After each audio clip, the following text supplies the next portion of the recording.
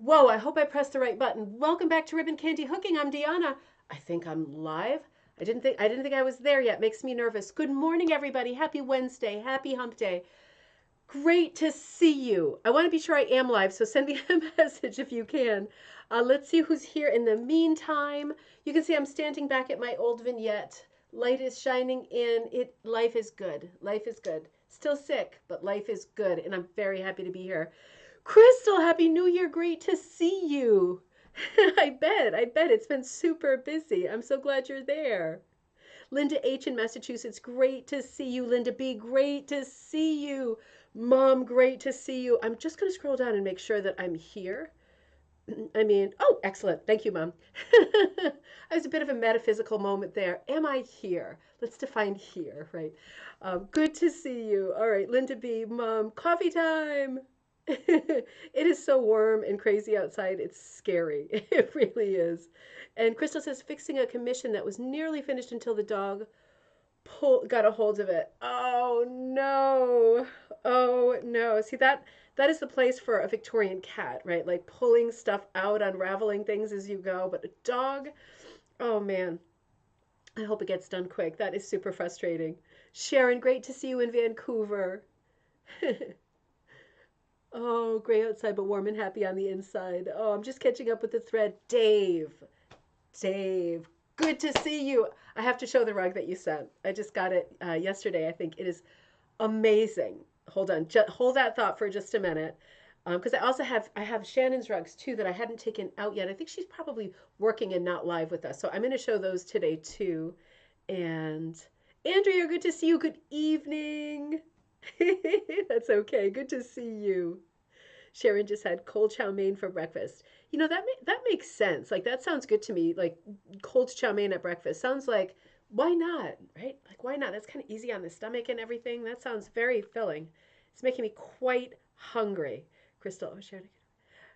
Mama Bear, good morning from Montana. Great to see you, Mama Bear. Ryan, great to see you. Happy Wednesday. Feeling very good today. Oh, I'm so glad. Happy New Year. Happy New Year to you too. I'm glad that you're feeling well. Jane, good to see you in windy Wales. Oh, I like that little emoji of the icy female face blowing the wind out. I haven't seen that one before. Good to see you, my love. And Beverly, great to see you in windy Washington on the windy Washington coast. Kathleen, happy Wednesday. Beautiful flower. Yep, thumbs up. Please give thumbs up to these live shows. It's so great. More and more people finding the live shows so good. Um, and I keep thinking about like reformatting the live shows and everything, and then I think if it ain't broke, don't fix it. I mean, I don't feel like it's broke. I feel quite happy with what we're doing, but I'm always looking for feedback if you don't. I know a lot of people who come to us new are not looking for us to say hello to each other and talk in the thread and are more looking for content, content, content. And I get that, but I do that also. So I love our time together that we just are kind of hanging out, taking our time, rambling through different conversations, have peeling away to lots of side conversations. I really love this. Thank you, Kathleen. Works for me too. Always second guessing myself. That's just the way that I am, right? So, Dave. Okay. So the Van Gogh show is coming up on January 28th in Hartford. I'm just repeating myself. I know you know. I'm going to be doing a talk at the Hartford Library about the history of rug hooking, the romance of rug hooking. And I don't know how long it's going to be. It's probably like an hour. Maybe they want more. It doesn't matter. It'll be however long they want it, but it'll be great. And I'll bring lots of examples of old rugs, new rugs, and during the course of that show in Hartford, Connecticut, on January 28th, there will be people who are hooking in the audience. And I'm hoping that you might like to be one of those people. Thank you. That's okay. We'll figure it out. Jacob's just bringing in the new design because we're starting our kits up this year too. So starting in January now, we're going to do a kit of the month. So pause on the Hartford conversation because we've been working on this for the kit of the month. We have a Celtic theme going this year. So sorry, this month. So Celtic theme, and it's kind of like a harpy character, a female face on a winged bird horse kind of a character with lots of Celtic loops around the edges. Now, this looks complicated because of the amount of lines. And this is one of the images that I'm going to be hooking in videos, like in a series of videos. So we're going to be hooking each part together. If you are a beginner and you like this kit, it's a bit off the beam, a bit of a quirky Celtic design, very traditional here, based on an Irish postage stamp. But it looks a bit overwhelming and a bit of a trip you up, but it's not going to be, because we're going to work on it together. And I'm going to record those videos. They're going to be free videos, right? So you're just going to be able to watch and see, how is she doing that part? How is she getting that crisp? How is she getting all the chaos of the Celtic theme, the Celtic frame? How is she getting that down without turning it into a giant pig's breakfast? And that's something that we're going to do together. So all of the kits that come out this year, one a month, I consider this a beginner's kit, because we're going to go step by step. So stuff we're doing together. So back to Hartford on the 28th. I'll be giving that talk, and then there'll be some people in the audience who are local or semi-local that are going to be hooking, punching, doing some form of rug making. And if you are close enough that you can be one of those people, I would super appreciate it and love to see you. I think it's going to be a big deal for people who are coming to the craft for the first time to be able to see how it's done, because my mouth is going to be running. And if they can kind of look around or visit with other people who are hooking, whether you are a beginner or not, being a beginner, I think, is a plus here, because, people who are approaching will also be beginners. They can relate to that easily. If you feel like that's something you can do or you can travel to, please let me know, because I would love to have you on the 28th. It is at the Hartford Library, and it's a big library, and they have constant, it's like a community central point, right? They have constant stuff going on, a lot of people coming through, a lot of people who are specifically coming for this. So that's coming up. And part of that event is going to be Jacob's building like a screen thing to display the Van Gogh rugs. And I have to put them together now, because I think we're more toward 20 at this point. Just realized I haven't started mine. Okay, we'll figure that out later.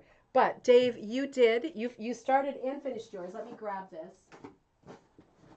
Amazing rug. So all of these will be being displayed, and I'm going to make a very big deal out of that. We're going to be doing live videos, recorded videos, so that you can see your work there. It's a big deal. It's a big deal, and it's a big deal in the community too. Dave, this is an amazing piece. Amazing. I'm going to bring it closer as well. Absolutely love it. I just love it, and I love the edge.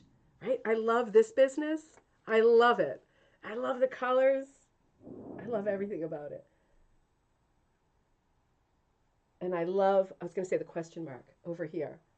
Now, is that like, do you want to say anything about the question mark, or no? Or is that up to each of us to interpret ourselves? I just think this is an astonishing piece. And one of the reasons I wanted to be in this room today was to get better light on the pieces I'm showing. Absolutely amazing. I'm going to show the back, because the back is amazing too. It's just really, really good, solid rug. Absolutely. I absolutely love it. I just cannot wait to get all of these rugs like up and to look at them together, because it's going to be a bit of a thing too. Oh God, it's hot. To decide like how they fit together onto the display, right? Great color combo. Oh, here come all the wows. Completely. Yep. Holy mackerel. I know. It's like crazy how good it is. I just love it. I just love it. I love the patterning too. I love the patterning on the chair. I'm going to take so many pictures at this thing. This is going to be so well documented. It's going to be crazy. Maybe we should work on an article for Atha or Rug Cooking Magazine too. What do you think? Does anybody want to write that article? I'm so busy right now. So, all right. So that was Dave. I mean, that was a complete home run. I absolutely love it. Now, Shannon sent, and I mentioned this the other day, Shannon said, my rug is called If You Really Knew Me, What Would You Say? Oh, that's what the question mark is about. Oh, Nancy, good to see you. I love that sentiment, Dave, because it is absolutely with Van Gogh, like, if we really knew him. Because everybody said of him that he was a super classic Dutchman. That was my last Dutchinger for a while, because I'm Dutch too. That he was really kind of an ornery, unapproachable person who loved an argument, who loved to be contrary. Um, and it would be interesting to know what he was really like, because obviously there was a lot of pain and stuff in his life as well, and frustration and mental illness and all of that. So, all right, so let me see what Shannon sent. I didn't even really open them up because I got like all goosey. I just want to be sure I have the right box here. Yes, of course, I have the right box. Okay, so here comes another beauty. Dave said, while working on the rug, the question kept running through my mind. See, that's a great story. That's a great story rug, too. Um, I mean, don't you think that all the time about people who you like, who you love, whose work you love?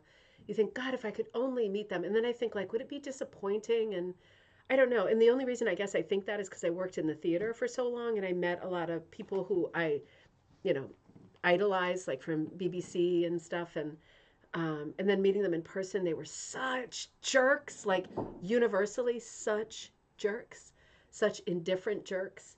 Um, so it's a great question and it's a great thought. And I wish I could have known Van Gogh as well, but I have a feeling he was a classic Dutchman and a bit prickly and a bit standoffish and very hard to connect to, you know. And you know, I lived in the Netherlands for years, and I was born there and grew up here, but I lived there for years, and I married a Dutch man and had children with him. And you know, it is a lovely place despite all that rain, and they are lovely people. But I remember one of my closest friends saying to me, and I probably said this too, but it was the most odd thought. I said, you know, why do people not smile at each other when you pass them on the street, including your immediate neighbors, like people who you see all the time? Why do they not smile when they see you outside, right? Or even on the stairs? And he said, well, it's like an invasion of privacy. You know, when you're like walking and, you know, if someone like looks at you to make eye contact or smile or talk to you, that's like an invasion of your privacy. And I thought, really? Is that what you all think? Because, like, in my mind, as soon as you have your clothing on and you've left the house and shut the door behind you, you are then in public. And it is kind of your responsibility to be decent to other people. It's just my opinion. It's just my philosophy. But it was so weird because once I heard that, I thought, that is the case. And I ran it by some of my other friends and some of my girlfriends over there who I was super close to, and they were like, "Yeah, it's like a privacy thing." But you know, I guess that maybe can happen in a country where the population is insanely high, and it's a very small country, and you're living on top of each other. Oh, I'm missing something funny here. Wait a minute. Uh-oh, it's going so fast. Dave says, thank you, everybody. So kind. Sharon says, I miss Dave's rug. Oh, no, let me hold it back up. No, we're not going to miss Dave's rug. We're going to, wait a minute, upside down. I'm holding it right back up.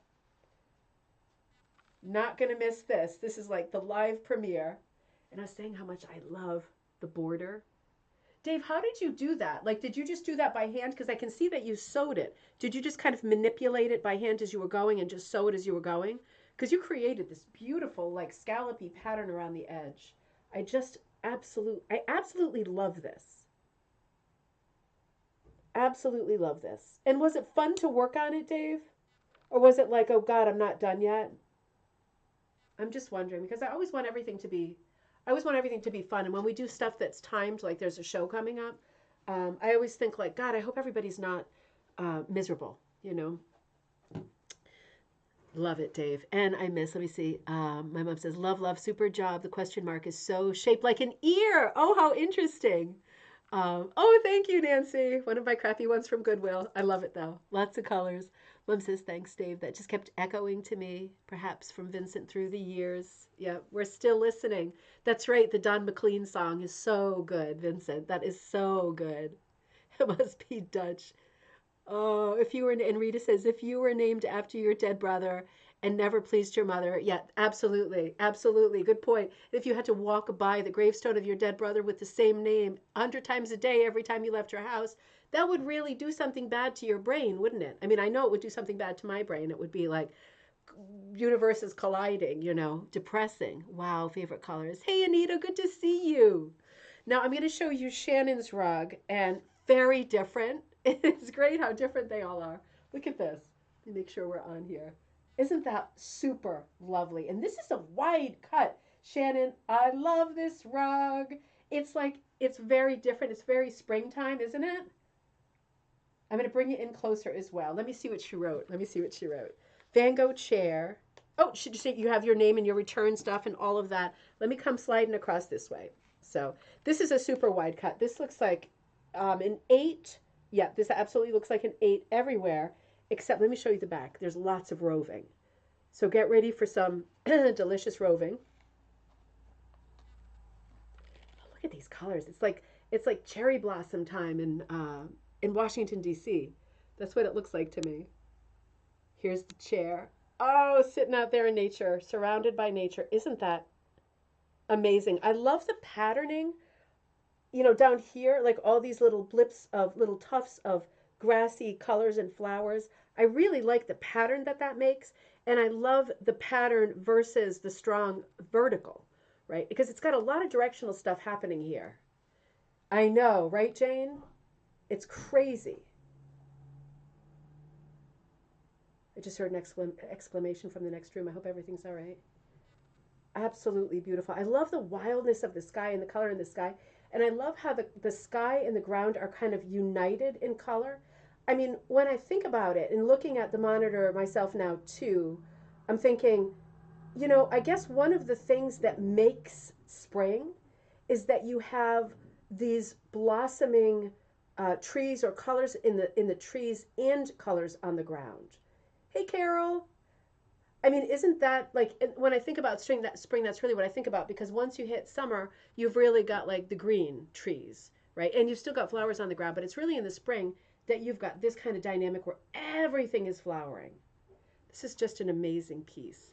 I am getting really excited to put this show up. Dave says, started the rug with reckless abandon, a few learning curves along the way, and did enjoy the process. I hope so. I hope you really did. Not that that was the point. The point was to create something beautiful for the show. But yeah, it's still a weird kind of assignment, isn't it? And my mom says, beautiful, such an inviting chair, just waiting for a sitter to drink in the beauty and the calmness. Hey, Joy, good to see you. Judy, both pieces have a lot of directional interest, very dynamic. That's so true. They both have a lot. Let's look at that. Let's look at that together again too, because most of the directional impact here is on the bottom half of the horizon, right? The grass part that's going all vertical. And Dave, you've got a lot of directional pull also, and you have got it. You've got it kind of that the bricks of the ground and then the vertical up above. So you have it kind of like reversed. The emphasis is kind of reversed, but still very strong patterning, very strong lines, very thoughtful directional hooking. And yeah, while I'm not a big one for rules or anything like that, I do like to see directional hooking because it makes me think that you, not you, but makes me think that one took the time to really think about how they wanted the energy to be flowing through the piece, right? Because that's really all directional hooking is about. And Shannon also sent this. I haven't opened this yet. Holy Smokies. Wait a minute. Thanksgiving in Japan, inspired by a Facebook challenge of hooking a special event. Oh, you're kidding. And Shannon says, used photos from our tour in Okinawa, Japan. My parents decided to come visit us during Thanksgiving of 2010 while living in Japan. We decided to have some traditional Japanese photos done during their visit, and it happened to take place on Thanksgiving Day. This is a story rag. We all got to pick out our kimonos and accessories. Oh my God. Traditional hairstyle and makeup was professionally done. Our youngest daughter, who is always cheerful and happy, had a rare moment of not wanting to smile in the pictures. Isn't that funny that you remember those kinds of things too? Tried to capture the facial expression in the mat with her frowning. I haven't looked at it yet either. Hang on. One of many memorable experiences during our 5-year stay in Japan while enjoying the culture, food, and local traditions. Oh my gosh, Shannon. Okay, so this one is going into the gallery show. I haven't seen it yet either. I'm going to look at it. Oh my God. Oh my God. Look at that. Shannon. Oh my God. Thanksgiving in Japan. I absolutely, absolutely. Oh my God. May 2022. This is perfect. This is perfect. So let me bring you in closer. This little one in pink is the one that's not smiling, right? Isn't that funny? I can't believe how good this is. I can't believe how good this is. This is just crazy. Oh man, Kaz is going to go crazy when she sees this too, because of course she's Japanese and she loves traditions and talking about traditions. She's going to go nuts when she sees this. That is crazy. Wow. Let me bring you in real close too. I can't stop looking at it myself. So she did the background in yarn predominantly, and then the wool strips and the bodies. Isn't that something? And you know, like I love the rug and I love this story. Isn't that a great story? Oh God, that is so good. Shannon, thank you so much for sending those. You know, everybody, Dave, you know, everybody, I take such good care of your stuff, right? I do. I don't fool around with other people's treasures. And I got this today from Linda. I haven't opened this yet. Let's see. Thinking it's a rug. It feels like a rug. Hope I can get inside of it. Let's see. Otherwise, I'm going to shout over for Jacob to bring some Swizzlers. No, let me see if I can get in here. Yeah, yeah, yeah, yeah, yeah. This is exciting, isn't it? All these things coming together.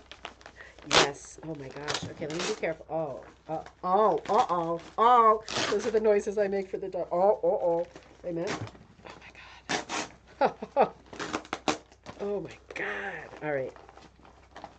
Linda, it is out of its packaging. Oh, I dropped something. Ah, North American dye plants. Thank you so much. How did I not feel that in there? This is this is going to be extremely useful because it is dyeing month and I have been getting going on research and content and videos. We're recording like 3 videos today. Thank you so much. I don't have this book. I need this book and I cannot wait to go foraging. There's going to be a lot of dye talk coming at you starting next week. This week I really needed to transition. And a card. Oh, I'll read that later. Thank you so much. I'm going to give you what you're waiting for. Holy smokies. Okay, wait a minute. Let me see if I can get my body behind it here. Isn't that amazing? You know what? I'll read the card because maybe it says something that we want to hear. Sitting on the top of the world. That's the title of it. Isn't that amazing? And you know, I want to give a special shout out to Barbara Phipps in Canada because this was her idea that we do this challenge with the rugs. This was not my idea. This was her idea last year. And look at all of the amazing work that has come out of this idea. It's just, it's going to be so fun to see them all hanging together and in this situation in Hartford to have them exhibited and for people to be able to approach and see the same sort of motif many times over, I think is going to be a really big deal for people. And the Van Gogh exhibit came and went through Hartford, so many, many people attended that. We're waiting on the Monet one now, but everybody is going to be, I think, really astonished that rug cooking exists and that we can get this kind of work done. It's beautifully backed too and whipped with the hangers and everything. So I will hang according to however you sent your rug. I'll always figure out how to hang them, but this one I'll hang that way. Let me show it one more time. And it has a lot of bling in the, let me bring you closer, in the sky. Like, you see all the blingy stuff? I hope it's catching the light. God, that is so pretty. Sitting on the top of the world. I like that because I think Linda, you were probably thinking as I was thinking with mine that I've literally put like 2 pieces of yarn in. I was thinking where. That was one of my sort of overarching thoughts. And for me, mine is set underwater. Yours is set on the top of the world. We went for opposites there. Absolutely beautiful. So stunning indeed. And my mom says, another beauty. It does feel like sitting on top of the world with all the stars and planets, treating us to a glorious show. These are so good. It's crazy. So 4 rugs sitting over there that just came. I mean, we are so lucky. We are so lucky to have this community happening. And let me just glance through the card real fast. I hope this card finds you well and your family well. Enclosed is my version of the Van Gogh chair for the challenge. It's titled Sitting on the Top of the World. I hope I was able to convey what I envisioned in my mind and that it can stand up to the other beautiful entries you've shown thus far. It absolutely does. There's no hesitation or question about that at all. I'm also enclosing a little book you may be interested in. I'm looking forward to more of your dye videos. Me too. Linda, thank you. I love you. Thank you so much. I really appreciate it. All of this beautiful work is coming in. It's not for naught. It's a big deal. Karen, good to see you. Okay, I'm going to transition now. It's going to be hard now because my heart's beating really fast. I got all excited there. It's going to be exciting. Um, I started working on one of the Celtic designs. So this is going to be the kit of the month, right? So this is for beginners or anybody who wants to do it. I was trying to color plan it, and let me just bounce this off of you. I picked up this, which is like lots of pinks and kind of very tame, unexpected greens. And then I picked up this, put this together, which is quite similar. And I'm just kind of debating because I might add like a forest and emerald green to it, but I don't know that I want it. I think I want greens, golds, and pinks in it. I don't know that I want it really traditional manuscript colors with like a lot of primaries and lots of like Irish greens, grassy greens. I just don't know. Feel free to chime in on that because I am kidding it. And I do want it to be right, but I do kind of like the bright colors with some added greens. And I don't know, maybe that's the wrong direction. We'll have to see. I also put this out. This is the Fiber Circus for January resolutions and reveries. And it has yarn component that goes with it. I think it has 4 balls of yarn. But this is the set of the wools that we ended up with, including a double shot. This is a double amount of this mottled one that's like cranberries, browns on a light ground. And the bottom piece is this kind of mystery piece. It's a garment wool, but it's wool that's been felted, that the front of it looks like this and the back of it looks like this. And I think this is a 15-inch square. So this is the pack that's out there now, right, that people are ordering. This is that piece here, and that's the size of it. And all the measurements and everything are on the internet because I'm trying to keep the price super low on these monthly packs. And every month it'll be a different theme, but it's to get you stashed up on some colors you might not have. And it includes the yarn balls, which I didn't bring in because we've already looked at those, but that are, I think, helpful to complement this color palette for January. And to maybe get you going on an impromptu project. And this is going to tie into what we're going to talk about in a minute, continuing on with this. Sometimes it's good to challenge yourself to use just the colors that are on your table. And with these monthly packs with yarns and wools, and just different things than you've got, right? Presumably. And these are all hand dyed except for the bottom one, of course, right? I didn't manufacture that, but all of these are hand dyed. And then there's 3 wools that are like nubby that are in the set, and then I think 4, maybe 3 or 4 like eyelash and novelties. So to get you going on doing a project where you're using materials that maybe you wouldn't normally be using, that's the point. So, so let's come back to the center here. We were looking at on Monday. We were looking at this miscellaneous brochure. It's a bulletin from Cornell University from 1951. And it brought up a lot of conversations that we just, oh, Heidi, great to see you. Happy New Year. Great to see you. It brought up a lot of questions and conversations because, of course, we do things differently than we would in 1951. These ways still work, but we have figured out some shortcuts and some quicker ways to get kind of the same results. So we had left off on Monday talking about how with this book, it basically says, let's get going. Take a piece of burlap, and incidentally, I was at Joann's last night and I bought burlap, and I'm going to make a video of this today too, this very thing that I'm about to say. Take a piece of burlap, and it says like take a lead pencil. I'm going to use my Sharpie and draw something geometric. And that's your first rug. Make it something for under a lamp or on the table, what we would now call maybe a mug rug. Make it something small, right? So in my opinion, it doesn't matter what size it is. Just get going with whatever you're feeling. But do a geometric, and then as soon as you're done with the geometric, it says now it's time for a floral. And then it's kind of the rest of the conversation to the end of the book is about florals. And we went down that rabbit hole about the history of using florals in decoration. We're talking about the Victorians and their ideas and how that brought the pendulum swinging back and forth right on schedule every 30 years, as it does, doesn't it? So where we left off, let me see if we left off on a slide. That would be a great cue. Yep, it is a great cue. So we left off on this slide here. This is a blue nose pattern that specifically says, go ahead and do this like oval or rectangle. Make it your way. And we were, let me come back to the middle. Nope, we weren't there yet. Hang on, let me just come back to Goshy gosh, lots of spoiler alerts, huh? We're going to look at these in a second. Sorry about that. Okay, this was the geometrics, and then we transitioned to the florals. I think this is just about where we left off. And these were some examples that they're showing of florals that you could do in this book. So it's very hard to say whether the examples she's using are commercial patterns or not. It seems to be that she's walking you through the idea of creating a floral. So I'm thinking not. But then when I see like the one on the bottom right, man, that looks like a Rittermere pattern to me. But perhaps not. Maybe it's just 1951 heading toward modern design, right? Modernist mid-century. It looks like that kind of a leaf. Yeah, one of the mid-century things that was so often done with leaves in an iconic way was the split, right? You split it down the middle and half of it's dark and half of it's light. That's very MCM, right?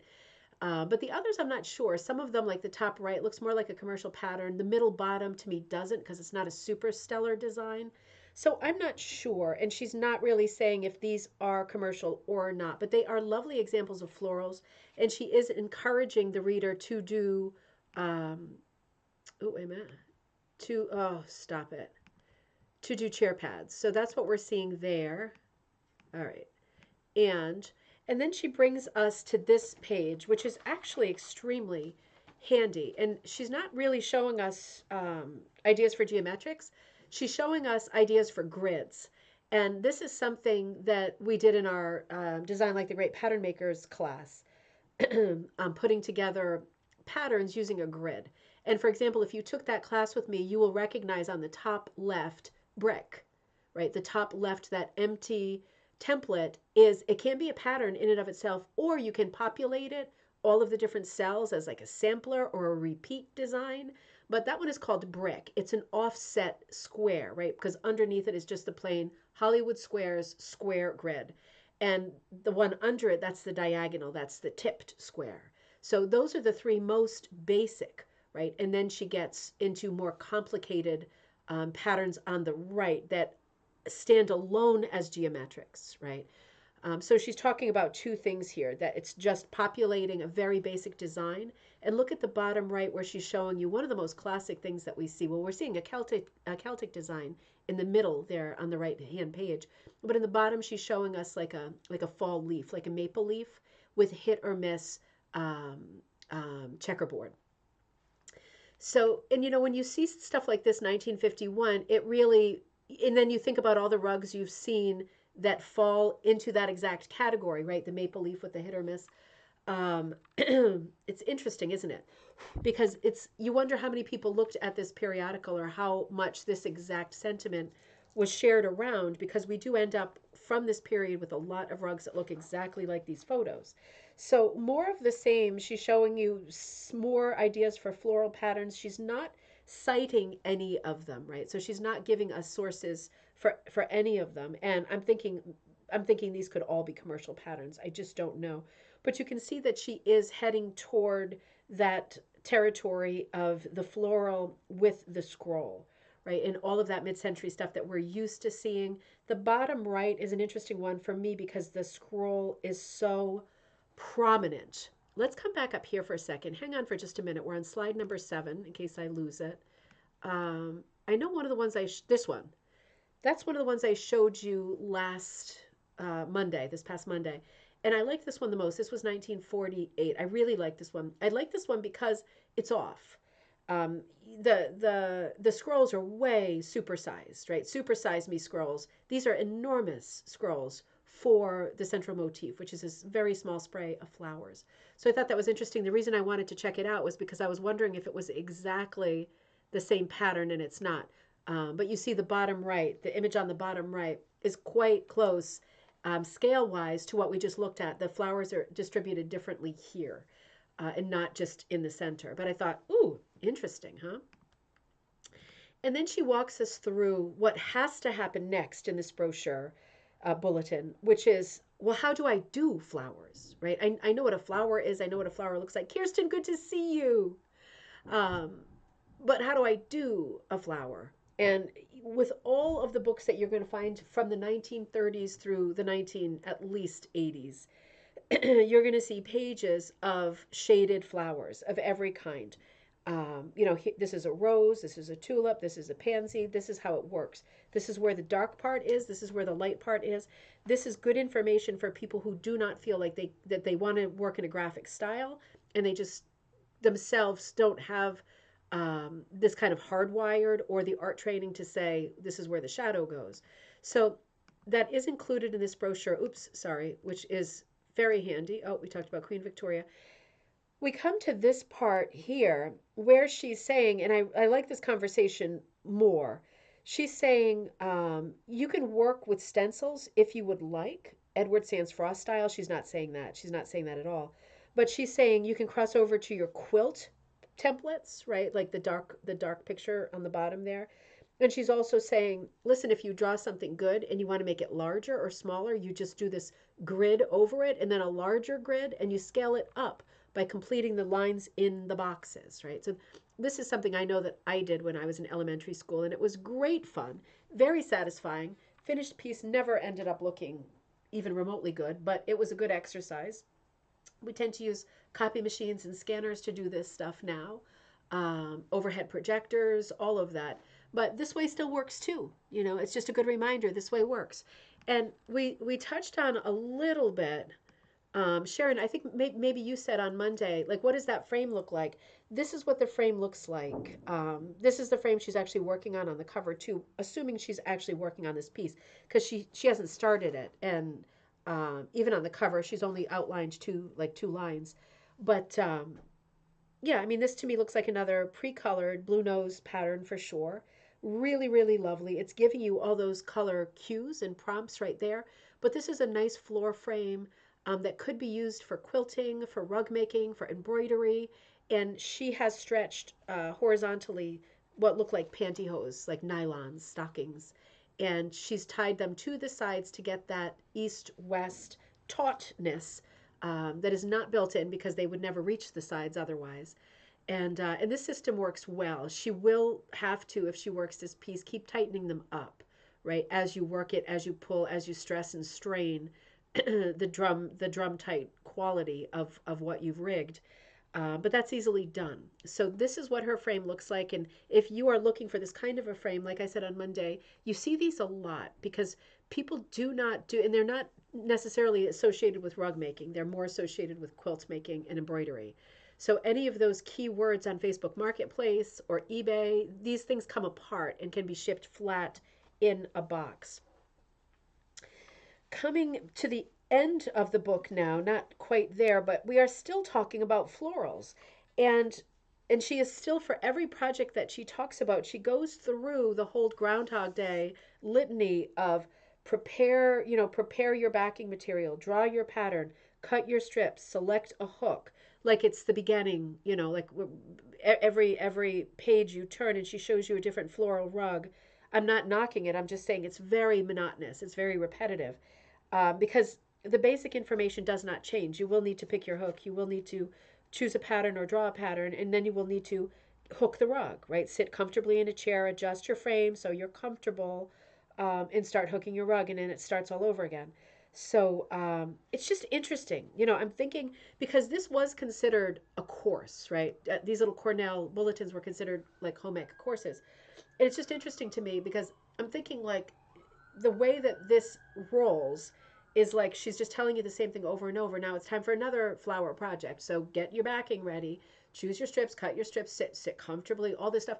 And I'm thinking, I wonder if people were actually reading it from beginning to end and working along with her for every project. Because I think that's probably what they were thinking. Because when I look at a book, I'm like, and I'm like, okay, got the marrow, all done, all set, right? From listening to a song I like, I play it, and then when the chorus that I like or the words I like the most go by, next, I get what I need from it, and then I move on. I think maybe that is a bit more of like the now culture, isn't it? And I hate participating in that, but I'm a product of that too. As opposed to years ago when you would take a book like this and you were like, I'm gonna read it through at least 10 times, and I'm gonna work every page of it, every sentence, right? She said this now, various stripping machines that cut from one or two, really detail oriented. And I think that's probably what is going on with these brochures is that you would get the most out of it if you did it page by page by page. But again, I don't think in terms of like our culture now that we tend to do that. You look at a book and you go, does it have enough good stuff in it that it's worth me buying the book? Is it enough stuff that's going to speak to me and inspire me more than once? Or is this going to be one of these disposable books that I'm sorry that I bought, right? I think this is a very different approach in 1951 and interesting, interesting. So, and then she'll go into, because we've already seen some ideas of scrolls, but she hasn't really shown us the possibilities for shading. And this is quite a useful page, I have to say, because she's showing you a blank one, right? And then to the right, she's showing you one that has patterning. And I'm thinking, oh, Lisa, good to see you. Sharon says, I would read it cover to cover and then pick out whatever I want to. Oh, interesting. So you're more thorough than I am because I'm more of a little skunk. I just glance, look, and toss. But if it has something on every page for me, obviously then I drink it in and it's on the bedside table for the next 4 years. But most books for me aren't like that. Maybe just oversaturation or whatever. But it is good to look at everything. I think she's showing you on the top right the scroll that has patterning in it. I think she's suggesting like using a patterned wool. Interesting. And then the one right underneath the figure 20B, she's showing you that sort of mid-century modern split, motif split, right? Where half of it is dark, half of it is light. That's really interesting because we really don't see that when people are trying to shade things in a more old-fashioned way, like a Victorian way, they are shading it more realistically. Once we get to mid-century, we are doing the split with everything, including scrolls, not just leaves. And it's interesting to see that she's done two of these with the split idea. One of them in kind of a solid, one of the one right under it, I think, patterned. So saying, do part of it dark, part of it light. It's going to pop that way. And she's right. And she's suggesting doing it in a pattern in the second one. And then down below, she's showing you how to do a very, very dark vein in the scroll because the scroll is basically a leaf with a scrolling kind of arabesque Baroque tail to it. But it really is kind of a leaf structure. Some scrolls are not. Some scrolls are purely architectural in their approach, and there is nothing leafy about them, but these are leafy scrolls. And all in the way that you do your own scrolls here. Oh, Candace, good to see you. The way you do your own scrolls here is to literally just draw a leaf and then curl up a very long end, right? And then you have got a scroll. And you fool with the knob on the end of the stem, and you fool with the possibility of adding some leaves to the leaf as you go down, some bumps, right, that make leaf shapes. But this is really easy to do, even if you are not an artist and you are a beginner. And then the last one that she's showing is kind of the opposite. It's a lighter leaf with a not very pronounced stem, but she's putting a lot of emphasis on the silhouette, on the outline of the leaf. And that would give you a completely different look. So, this book is very basic and it is definitely repetitive.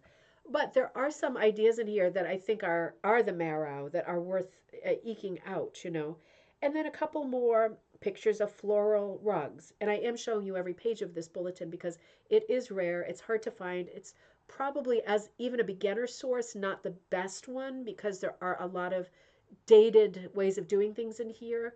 Large passage on bending a nail and hooking with it and filing it, that kind of thing. But interesting for historical purposes, academic purposes. It's not, in terms of being practical, my favorite source, and that's why I'm showing you so much of it. So you can do what I do with the radio and just pull out the parts that are the most meaningful to you, and then they're in your bag of tricks, right? So she's showing you a couple more examples, and she's saying how to finish a rug, but we've been there before. And then she's giving you on this page additional rug designs. And this is the page I like the most because she's moved away from those basic empty grids that one would populate. And she's showing you ideas that are definitely coming from the pages of fashion magazines. When I look at the image on the top left and top right, those are the kinds of rugs, and we've talked about this in past coffee times. 1940s, 1950s, fine artists are being asked to design rugs. Like for the first time, fine artists, right? Do me a design for a rug. We're not talking about people who are already textile designers. We're talking about people who are selling paintings. Do me a design for a rug, and then the department store buys X amount of them and has the factory make X amount of them, and then they're featured in magazines all over the place, right? Very modern rugs. If you picture like Better Homes and Gardens magazine, I do too, Sharon. These are really, really sort of thought provoking. But any of those old magazines that you see at yard sales or antique stores, you open them up, and sometimes you're so surprised at the rug, right? And it's not a hooked rug, so sometimes I don't give it as much attention as I should. But once in a while, I see a really striking rug, and I think, I bet this is that era of rugs where department stores were hiring fine artists because they wanted the name of the artist associated with the rug.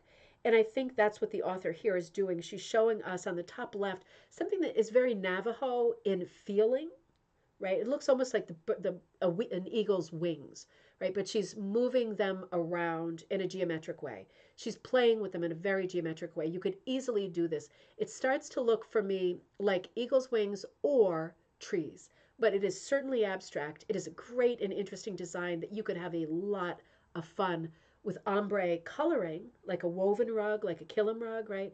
In the middle, that is much more of a Navajo, or at least like a native styled rug, right? With a crossed center. That is not a cross in the center, it is a crossed center. And the pyramids are mountains coming top and bottom, and the paths on the sides, right? Because everything is symbolic. And then the one on the top right is just, it almost has that feeling of like building the Empire State Building, right? All these tall beams sticking out, a bit unfinished, a bit brutalist, which makes sense for the time period as well. And then down on the bottom left hand row, experimenting with kind of a climbing, like a ladder kind of design, a snaking design, but some color changes happening. And that is a big thing. The middle bottom as well, and the right bottom, color changes happening. The idea of crossing over between a handmade rug, like a hooked rug, and a woven rug, a loomed rug. On loomed rugs, we see particularly like loomed rugs from the East, right? I'll say like, I'm going to say Oriental rugs, even though I try not to use the term Oriental, but we still use Oriental rugs. You do see a lot of color change, color fade, ombre shifts of color on a loom. And I think with these bottom three pictures, she's suggesting, why not do this with a handmade rug? And by handmade, I mean a hooked rug, not a loomed rug. Of course, you can hand make a loomed rug. And I know there's a lot of weavers out there, so I don't mean to break those things apart. But I mean, if you were doing something with a hook, right, or a punch, you could easily achieve the same kinds of color shifts that were super popular at this time with these imported rugs. And then she has this page that's called Modern Hooked Rugs. And yeah, I mean, I'm not sure. To me, this is like a very 19th century pattern, right? This is one of these open template kinds of patterns. And she's putting a star into every other box. So yeah, it looks more modern than maybe the maple leaf with the hit or miss alternate, but it's not like it's screaming modern. It's not modern like the rugs that we were just looking at, the 6 additional rugs. It's not modern like that. This still is quite an old-fashioned idea based on a very sort of primary primitive grid, and it has some stars. So yeah, I'm not sure. For me, I'm not sure that I would consider that a modern rug, but at that time she did. And this is a continuation of modern rugs. Still interesting because she is using the brick design on the top left. That we see 1860s, 1870s rugs with that brick because we know that people are taking a postcard they received in the mail and dragging it diagonally across, right? Diagonally over and down on the diagonal. And they're making patterns like this on the kitchen table or on the living room floor just because they have the material, the means to do it. And they have figured out count wise how far they have to go every time they move the card.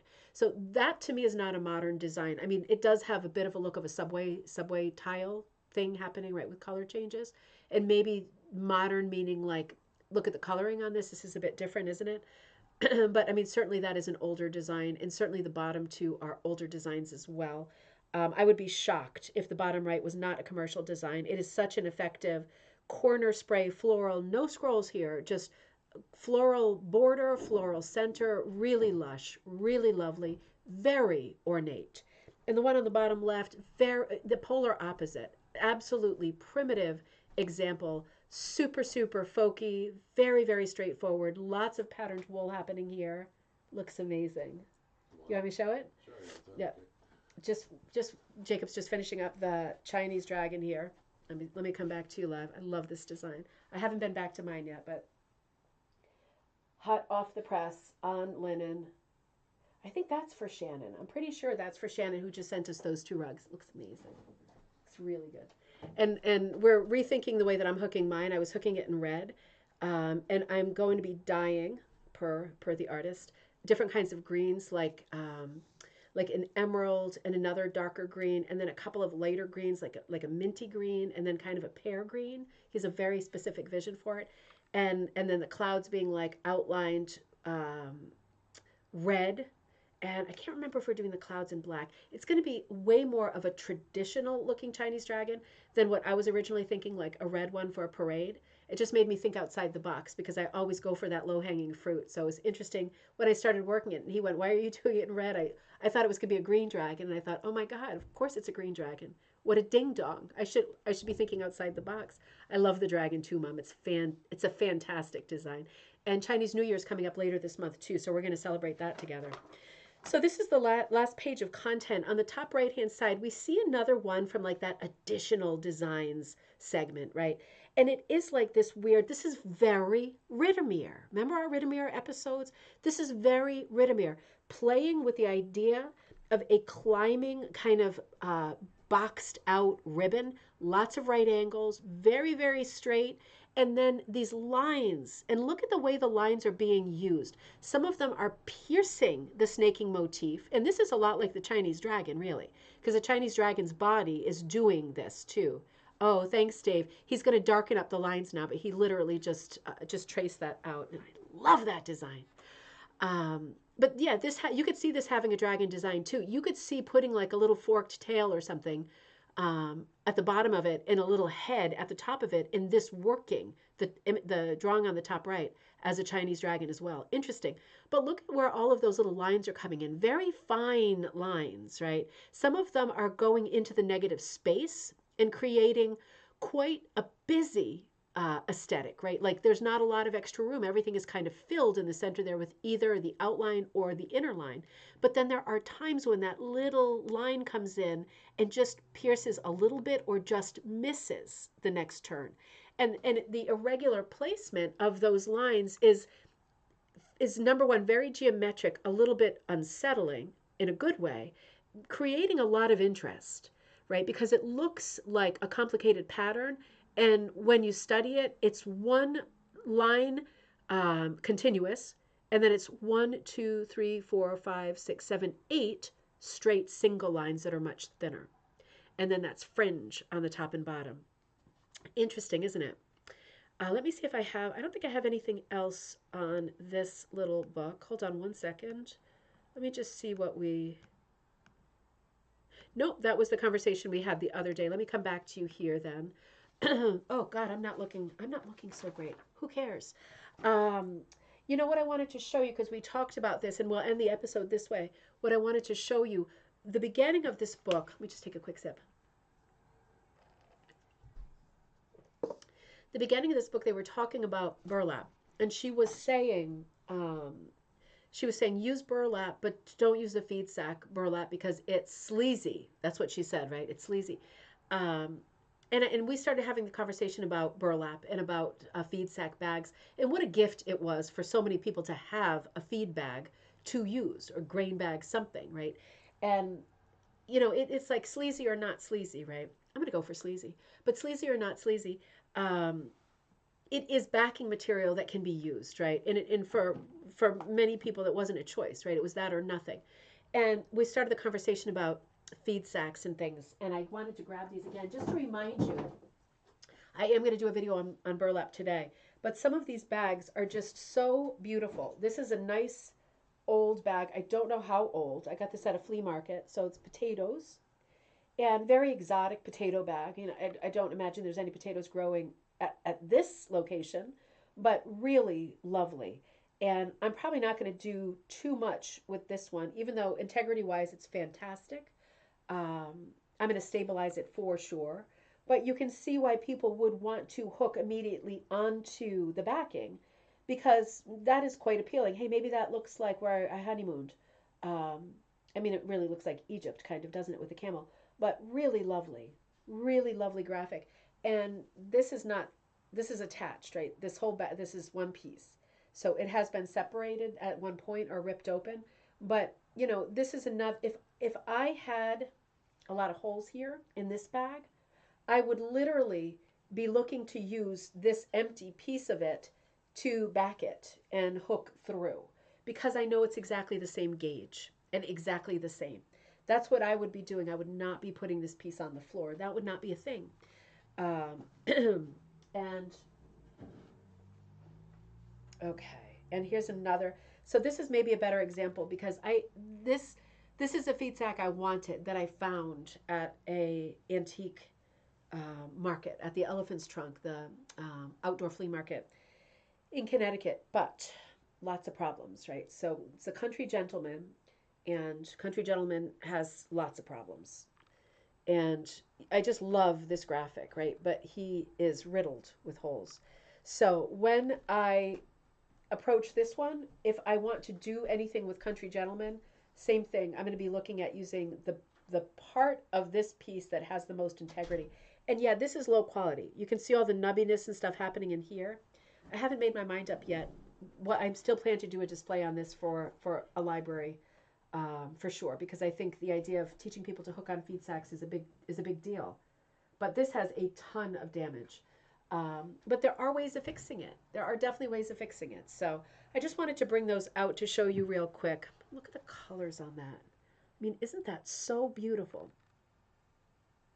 It's so crisp too. I mean, the colors on these are always really, really lovely. I'm going to put them somewhere else though because they reek. They don't reek as badly as they did when I first got them home from the market. I mean, it was like roll down the windows reek, right? I don't think I showed you this either. I'll go out on this. I was working on the other. Remember Maeve, the Irish Illumination? I was thinking of as a beginner pattern, and it turned out to be too big and too much. I'm working on her too. And here she is, right? You saw this design the other day. Let me just take her off her frame. And this is another video I'm going to work on today because I'm over dyeing a really large scale window pane check, right? I'm over dyeing it with the greens. So this is not the kit of the month. This is available at Ribbon Candy Hooking. This is the Celtic Illumination that I showed you the other day, but I got going on her. And I'm doing her in this window pane check. I'll show you close up because there's some pieces hanging down. I'm going to do a video on this that's been dyed like different colors of sort of greens, drabs, yellowy greens, and turquoise. And you can see those black lines. That is like a window pane design and very large scale. So I'm going to do a bunch of videos today while the sun is shining, while everything is good. And we'll see. I'm going to fluff that out with other colors. I'm definitely going to want to use this skein, which is one of the skeins that I dyed myself. It's like a variation on the box of crayons that I have at Ribbon Candy Hooking, but a little bit more subdued. So I'm looking to get that in there too. I will keep you updated. Just I'm trying to find some time every day to hook too, besides everything else. So we'll see how that goes. I will see you. I'm trying to plan out the rest of the week. So look at this space. The only reason I say that is because it is taking me a little bit longer than I thought to feel better from COVID, right? Not surprising, and I'm not like wiped out by any means, but I'm not kicking it as fast as I would like to. So I'm just looking at the rest of the week. Just check in with me either on our Facebook group, which is Raw Cooking and Punch Needle Club, or if you subscribe to the YouTube channel, Ribbon Candy Hooking, just check in with me there to make sure that I am running a Friday show. Because if I feel like I'm getting to the end of the week and my throat is still like this and everything is difficult, I might say I'm taking a long weekend this weekend kind of thing. So that's a big to be continued. But if I feel well, I will be with you on Friday. And otherwise, I will be with you on Monday for coffee time. And you can find me in the meantime at ribboncandyhooking@gmail.com. Oh, thanks, Heidi. And Kathleen says that feed sack is reminiscent of Hutchinson rug. Absolutely, the country gentleman. That is a great point. In silhouette like that, bit of a smarmy look to his face, right? Really funny. That is so funny. It is a lot like that. It'd be so funny with a sack like that that for me wasn't valuable because it was one that I was looking for. Do like a speech bubble or whatever, do something really modern with it right over the feed sack. That would be really interesting too. Interesting. It's awful. Oh, Joy, beautiful.